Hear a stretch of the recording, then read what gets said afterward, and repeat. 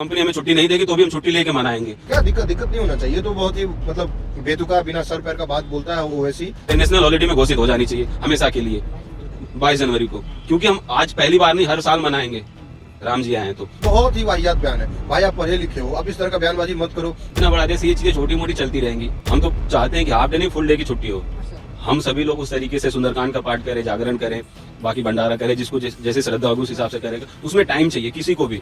आप पर्टिकुलर किसी को बोलो कि नहीं हमें उत्सव मनाना है और आपके पास टाइम ही ना हो, आप शाम को ड्यूटी करके पहुंचोगे तो आपको कब झालर लगाएंगे, कब दीप जलाएंगे, कब क्या करेंगे, कब पूजा अर्चन करेंगे। मेरी चौखट पे चल के आज चारों धाम आए हैं, बजाओ ढोल स्वागत में मेरे घर राम आए हैं। ओवैसी हैं हैदराबाद के, AIMM के देश के बहुत बड़े नेता भी हैं। उन्होंने एक बयान दिया है, उन्होंने बोला है कि जब भी अभी जो राम मंदिर बन रहा है तो इस दिन तो हाफ डे दे दिया गया, छुट्टी बांटी जाए सरकार की तरफ से, लेकिन हम लोग की ईद वगैरह की छुट्टियों को कैंसिल कर दिया जाता है, काट दिया जाता है। ऐसा क्यों? यार ऐसे तो ये देखो ना, अभी क्या कहते हैं, यहाँ कर्नाटक में चले जाओ, बंगाल में चले जाओ। बंगाल का भी पढ़ा आपने अखबार, पंचांग पढ़ा, जो नया पंचांग निकाला है इन्होंने, उसमें दिवाली की और फलाने की छुट्टी इन्होंने कैंसिल करके और उसकी ईद मुहर्रम की छुट्टी इन्होंने बढ़ा दी। उस पर ये लोग क्यों नहीं कुछ बोलते यार? हम लोगों ने तो कभी ऐसा नहीं किया। जो पंचांग निकलता है वो तरीके से निकलता है, जो कैलेंडर निकलता है सरकारी वो तरीके से निकलता है। कभी किसी राज्य के प्रति अलग से कोई ऐसा आदेश तय नहीं हुआ है कि भैया इस पे छुट्टी होगी, इस पे नहीं होगी। लेकिन तुम कौन से तरीके से तुम निकाल लो भाई अपने देखो ना, बंगाल में, कर्नाटक में, केरला में जाके कहाँ से तुमने अपने अलग अलग पंचांग उठा के कर दिए। वहाँ क्यों नहीं बोलता ये ओवैसी है? ये वही ओवैसी, और इसकी चल कहाँ रही है? ये वही ओवैसी है जो 2 घंटे के लिए पुलिस हटवा रहा था। अबे मैं कह रहा हूँ 6 घंटे के लिए हटवाई थी वहाँ पे। 6 घंटे में ढांचे का पता नहीं लगा था, ईट एक ईट ले गए थे 6 घंटे में। 2 घंटे की पुलिस हटा दी तो पता नहीं तुम्हारा क्या होगा। फिर कितनी इसके भाई ने या ये हो, कितने ये लोग अपशब्द बोलते हैं, कोई तरीका नहीं है इनका। कितनी बार इन्होंने हिंदू मुस्लिम करने की पूरी जोर लगाई। तो ये जो है, ये जो वो है ना, कुछ लोग हैं, मैं ये नहीं कह रहा हर मुसलमान गलत नहीं है, ऐसा हो भी नहीं सकता। धर्म कोई गलत नहीं होता है। जो सच्चा मुसलमान होगा ना, आज भी आप देखना यूपी में जाके यात्राएं निकल रही हैं, मुसलमान झंडा लेके मंदिर के सपोर्ट में खड़े हुए हैं, जो असली मुसलमान हैं। लेकिन ऐसे ओवैसी जैसे मुसलमान जो जब देश बटाता तब भी थे, ये जिन्ना की औलादे हैं सारे, जो देश बांटने में विश्वास रखते हैं। अब इन्होंने क्या किया कि अपना तो ये 100% एक हो जाओ कैसे भी करके, और जो ये 80 ये हैं अपने 80% इनको बांट दो अलग अलग, ठीक है ना। जब ये अभी 92-93 के अंदर एक कानून आया था, अल्पसंख्यक कानून, ठीक है ना, उसमें इन्होंने क्या किया कि अल्पसंख्यकों के लिए एक अलग वो बना दिया मुसलमानों के लिए। फिर उस अल्पसंख्यक में किस किस को डाल दिया?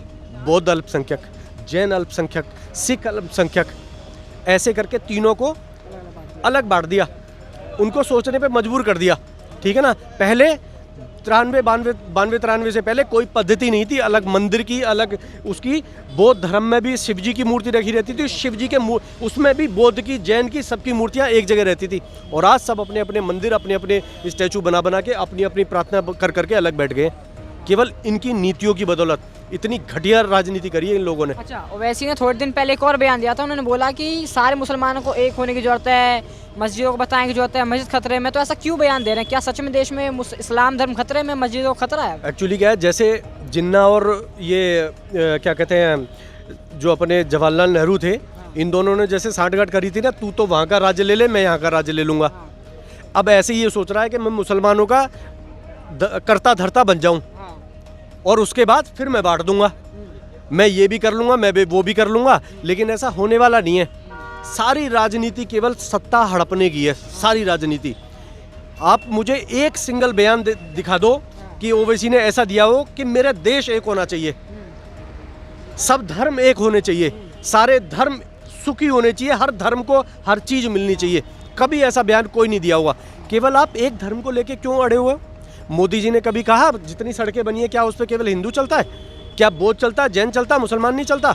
हर धर्म के लिए काम किया, 3 तलाक हटाया। इनको शर्म नहीं आती? तब तो इनको सपोर्ट करना चाहिए मोदी जी का कि हाँ यार, आपने 3 तलाक हटाया, पढ़ा लिखा आदमी है, वकील बैरिस्टर आदमी है, इतना तो दिमाग लगा सकता है। लेकिन नहीं, क्योंकि जड़ जो है वो मदरसे वाली है ना, तो कभी जो पतलून वो नीचे हो ही नहीं, उतना ही साइज कटेगा। तो ये जब तक हमारी सोच नहीं बदलेगी ना, जब तक मुसलमान पढ़ेगा नहीं उस तरीके से जिस तरीके से आम पब्लिक पढ़ रही है, तब तक ये सोच बदलेगी नहीं। ये मदरसे वाली सोच पूरे देश को अलग कर देगी ये। और वही ओवैसी पूरी ताक में है ये करने के, सबको लड़वाने के आपस में। और ये और होना कुछ नहीं है। ओवैसी जैसे 1000 आए 1000 जाएंगे। मैं कह रहा हूँ बाबर औरंगजेब की इन्होंने क्या ताकत नहीं लगाई, ओवैसी से तो 1000-50,000 गुना बड़े होंगे ताकत में भी।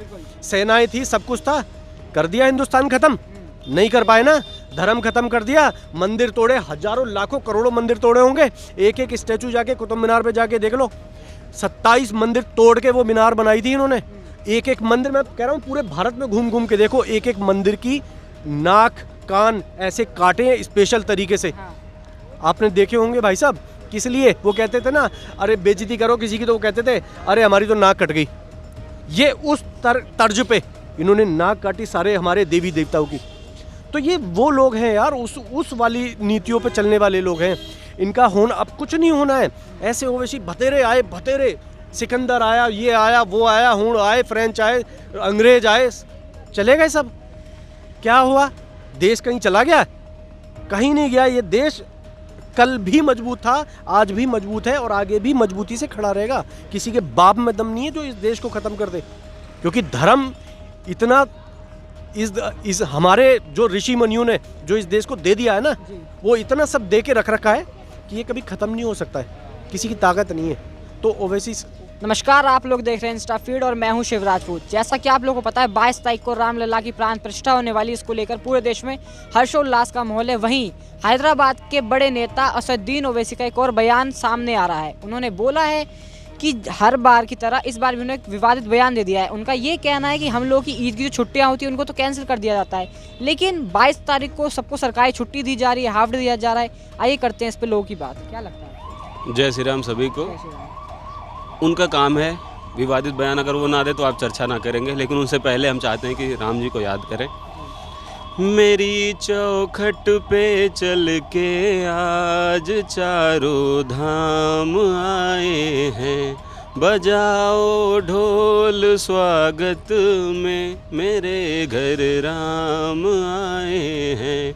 कथा सवरी की जैसे जुड़ गई मेरी कहानी से, नरों को आज धोने दो चरण आँखों के पानी से।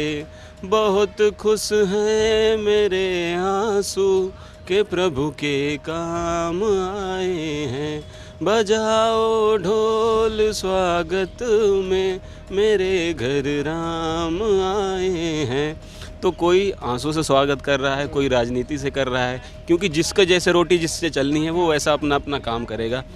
हालांकि जो छुट्टी की बात है तो कई सरकार, जैसे बिहार सरकार ने भी फैसला किया था, रामनवमी और दशहरे की छुट्टी उसने रद्द करी थी। जैसे उनका विरोध हुआ फिर उन्होंने अपना कैलेंडर घोषित किया कि नहीं हमने ऐसे ऐसे इस तरीके से करा।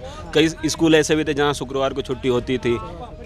तो ये तो जैसे कहते हैं अनेकता में एकता, इतना बड़ा देश, ये चीज़ें छोटी मोटी चलती रहेंगी। और वो एक हैदराबाद का सांसद, तो पर्टिकुलर समुदाय से जिससे वो बिलोंग करता है, जिसकी राजनीति हमेशा वो करते आ रहे हैं। हालांकि जब ऐसी बात आती है उन पे आरोप लगते हैं कि आपकी पार्टी का नाम AIMIM है, मुस्लिम के नाम से सारी चीज़ें, तो वो कहते नहीं हम संविधान की बात करते हैं, सबकी बात करते हैं। हालांकि उनकी राजनीति उसी से चलती है। तो उनका कहना अपनी जगह वोट बैंक को लेकर के सही है। हालांकि हम तो चाहते हैं कि हाफ डे नहीं फुल डे की छुट्टी हो।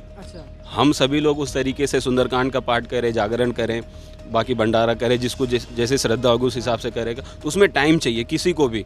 आप पर्टिकुलर किसी को बोलो कि नहीं हमें उत्सव मनाना है और आपके पास टाइम ही ना हो, आप शाम को ड्यूटी करके पहुँचोगे तो आपको कब झालर लगाएंगे, कब दीप जलाएंगे, कब क्या करेंगे, कब पूजा अर्चन करेंगे। हालांकि काम प्रतिष्ठा का सुबह का है, टाइमिंग जो भी है शायद तो 2:30 बजे तक की छुट्टी लोगों को दी गई है। और उड़ीसा गवर्नमेंट आप देखेंगे नवीन पटनायक जी की, जो कि बीजेपी सरकार नहीं है जहाँ पर, उन्होंने भी छुट्टी दी है। तो वो एक ऐसे मुख्यमंत्री है जो बहुत शांत रह के सारी चीज़ों जैसे कहते हैं सबका साथ सबका विकास, वो पार्टी से नहीं बिलोंग करते, लेकिन फिर भी वो ऐसे मुद्दों पर राजनीति नहीं करते। और ओवैसी का काम ही ऐसे मुद्दों पर राजनीति करना, उसकी रोजी रोटी उसे चलती है, इसलिए उसने थोड़ा टाइम पहले ही बयान दिया था, बोला था कि मुसलमान को अपनी मस्जिद बचाने की ज़रूरत है, मस्जिद खतरे में, अपना इस्लाम दम बचाने की ज़रूरत है। क्या लग रहा है आपको? मुसलमानों को मस्जिद अगर बचाने की जरूरत पड़ गई, ऐसा तो नहीं कि मक्का मदीना कोई टूट रहा है किसी का। या यरूशलेम किसी का टूट रहा है, अगर ऐसी कोई नौबत आए, हम उनकी आस्था वहाँ पर है, हमारी आस्था अयोध्या मथुरा काशी में है। तो अगर वो बन रहा है सबकी, और वो भी सुप्रीम, ऐसा कोई भाईचारा से नहीं बन रहा। हमने लड़ाई लड़ी है, हाई कोर्ट से जीते हैं, सुप्रीम कोर्ट से जीते हैं, तब जाके वो बन रहा है। तो भाईचारे से तो हम जीते नहीं। अगर हम जीते हैं आज सुप्रीम कोर्ट के फैसले के बाद से, और पर्टिकुलर न्याय जो न्यास खंड है, राम मंदिर न्यास तीर्थ जो बना है, तीर्थ वो उन्होंने न्योता दिया है, वो उनकी वजह से प्रधानमंत्री या बाकी उन्होंने सबको दिया है। पर्टिकुलर जो पार्टी के अध्यक्ष हैं, जो मुख्यमंत्री हर राज्य के, सबको दिया गया है न्योता, वो जाएं। इसमें मस्जिद बचाने ना बचाने की कोई बात ही नहीं है। ये तो लड़ाई है। जैसे अभी किस जन्मभूमि का भी फैसला आने वाला है, पहले आया कि नहीं वहाँ पे सर्वे होगा, हाई कोर्ट ने दिया, अब ये आया कि नहीं सुप्रीम कोर्ट ने उस पर स्टे लगा दिया है। तो ये तो कोर्ट की लड़ाई है, कानूनी लड़ाई है, चलती रहेगी। वो भी बैरिस्टर है, अगर उसको अपने डिग्री पे, अपनी शिक्षा पे घमंड हो तो वो उनका पक्ष रखे, मुस्लिम पक्ष जितने हैं उनका पक्ष रखे, वहाँ पे दलील दे, हो सकती है उसकी न्याय। अगर उसने अपने सारे साक्ष्य रखे, उसके साक्ष्य प्रूफ होते हैं कोर्ट में, अगर वो जीतता है तो वो आगे लड़ाई लड़े। ये तो हुड़दंग करने वाली और दंगा फैलाने वाली बात है, मुस्लिम बाहर निकले और मस्जिदें बचाएं, उससे ज़्यादा उन्होंने जो बात बोली कि हम मुसलमानों की ईद की छुट्टी रद्द कर दी जाती है और आप लोगों को छुट्टी जा रही है, इस बात से आप कितनी सहमत है? क्या उनकी छुट्टी को रद्द कर दिया जाता है ऐसे? आप भी समाज में रहते हैं, आप भी यहाँ घूमते हैं। 22 तारीख को आप देखेंगे कहीं माहौल होगा, ईद पे भी आप कहीं जाते हो, मिलन समारोह पहले हम भी करते आए थे। ईद पे लोग नए कपड़े बनवाते थे, दोस्तों से मिलने जाते थे। तो छुट्टी किसी की रद्द नहीं होती। पर्टिकुलर अब आप देखेंगे दिवाली के दिन, आज देखेंगे कि कई फैक्ट्रियाँ ऐसी होती हैं जो चलती रहती हैं, दोपहर तक चलती हैं, वो पूजा कराते हैं, उसके बाद लोगों को भेजते हैं। कई बिहारी युवा ऐसे भी हैं हमारे सामने, बहुत लोगों को हमने देखा है। अभी खेसारी का बयान आया था कि हम ऐसे राज्य से आते हैं जो अपने त्योहारों पे घर जाने के लिए किसी से परमिशन मांगनी पड़ती है। इससे बुरा दौर क्या होगा उनको? तो उनको छुट्टी चाहिए होती है कि हम छठ पूजा करने के लिए छुट्टी, और अगर सीनियर दे छुट्टी तो जाएँ, ना दे तो ना जाएँ, उस पर डिपेंड होते हैं लोग। आज दिल्ली में बाहर अपने अपने छोटे छोटे तालाबों में लगे, या छत पे वो पानी इकट्ठा करके तालाब बना के उस पर पूजा करने लगे हैं। तो ये मजबूरी है। हालांकि उनका श्रद्धा, वो मानते, वो किसी को ब्लेम नहीं करते। अब ये अगर कहते हैं कि नहीं छुट्टी रद्द हो, ऐसा रद्द का कोई कारण नहीं। हम तो चाहते हैं कि जन्माष्टमी की गांधी जयंती की छुट्टी रद्द करके पूरी छुट्टी हमारे नेशनल हॉलीडे में घोषित हो जानी चाहिए हमेशा के लिए, 22 जनवरी को।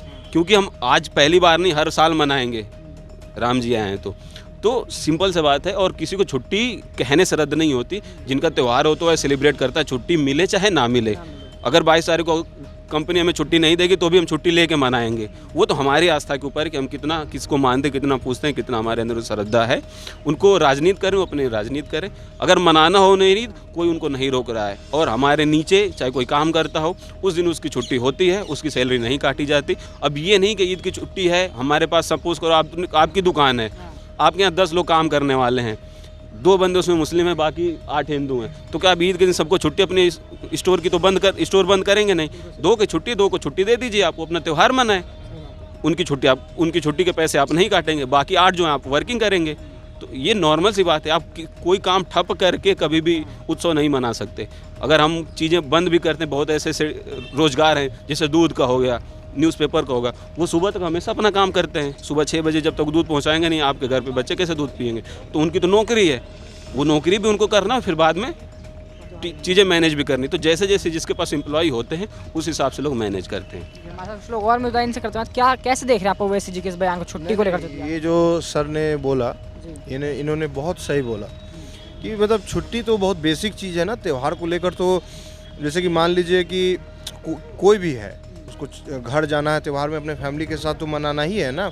अब जैसे इन्होंने खेसारी का बहुत अच्छा एग्जांपल दिया कि खेसारी जो बोलते हैं कि हमें मालिक लोग से जो लोग बिहारी है, जैसे मैं बिहार से आता हूँ, अब मैं यहाँ काम करता हूँ, तो घर जाने के लिए भी साल 2 साल में मैं घर जाता हूँ, वहाँ जाने के लिए भी त्यौहार के लिए मुझे पूछना पड़ता है, मेल लिखना पड़ता है, फिर भी वो कैंसिल हो जाता है। तो वो बहुत बुरा लगता है। वो तो इतना होना चाहिए। जैसे कि अब ये देखिए हमारे राम जी का, ये यहाँ पे रामलला का मंदिर बन रहा है, अब उस चीज़ के लिए तो वो छुट्टी देना चाहिए ना भाई। अब ओवैसी जी का जो बयान आया है, उन्होंने जो बयान दिया है 2 दिन पहले कि सारे मुस्लिम इकट्ठे हो जाए, बहुत ही वाहियात बयान है भाई। आप पढ़े लिखे हो, अब इस तरह का बयानबाजी मत करो। देश में ऑलरेडी इतना मतलब ये फैला हुआ है, गलत है माहौल है, और ऊपर से आप और आग में घी डालने का काम करते हो। तो आप पढ़े लिखे नेता हो, इस तरह का बयान नहीं करो कि कौन उनका मस्जिद गिरा रहा है बताइए। तो इस तरह का भाई एक वहाँ पे मंदिर था, सुप्रीम कोर्ट ने उसका निर्णय दिया तो वहाँ मंदिर बन रहा है ना। पहले मस्जिद था अगर वो लोग बोलते हैं, उससे पहले मंदिर था, तो मंदिर को गिरा के मस्जिद बनाया, तो फिर इन लोग को गिरा के फिर अपना मंदिर बना रहे हैं। क्या दिक्कत नहीं होना चाहिए। ये तो बहुत ही मतलब बेतुका बिना सर पैर का बात बोलता है। ओवैसी पढ़ा लिखा होकर भी पता नहीं क्या काम करता है। तो जैसा कि आपने बोला वो आग में घी डालना काम कर रहे हैं, माहौल गर्म है, पैसे उसको और चढ़ाएं, तो ऐसा क्यों कर रहे हैं आखिर वो? भाई नेता आदमी है, नेता किसी का नहीं होता। हाँ भाई समझ लो, नेता किसी का अपना बाप का भी नहीं होता है नेता। हाँ वो नेता है, उसको पता है मेरा ये मुस्लिम वोट बैंक है, इसमें से हमको निकाल लेना है। अब देखिए बिहार जाकर, वो हैदराबाद का आदमी बिहार जाकर इलेक्शन लड़ता है, वहाँ पे सीट जीत जाता है। आप समझ रहे हैं लॉजिक है? नहीं, क्यों? क्योंकि वहाँ के जो मुस्लिम वोटर हैं उनको बस लुभाना है, तो बस उसका वही काम है। इस देश में यही चलते आया है, सब अपना अपना एक ग्रुप बांट रखा है, उसी हिसाब से ओवैसी भी वही काम कर रहा है। तो सिर्फ अपनी तुष्टिकरण की राजनीति कर रहे हैं। हाँ तुष्टिकरण, बिल्कुल बांटने का राजनीति कर रहा है ये ओवैसी। बहुत गलत, मतलब बोलना ही नहीं चाहिए था उसको इस तरह का भाषा।